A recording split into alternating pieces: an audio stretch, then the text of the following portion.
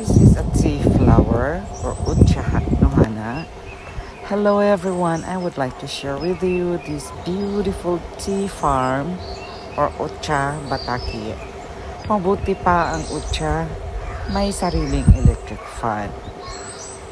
At nilalagay nila to para hindi masyadong dumami yung hamog sa madaling araw. Alaga nila ang Ucha dito. Ito yung farm. Tapos, pag tumutubo na yung dulo, sa kanila yung kinukuha, ibilad, at saka gawing tea or Ucha. So, makikita mo dito, ang laki talaga ng farm ng Ucha or tea. Ayan, hanggang sa dulo pa yan. Sinashare ko lang na ito yung plantation ng tea. Maganda ang gawain nila dito, nakakultivate talaga sila. Ang haba nito hanggang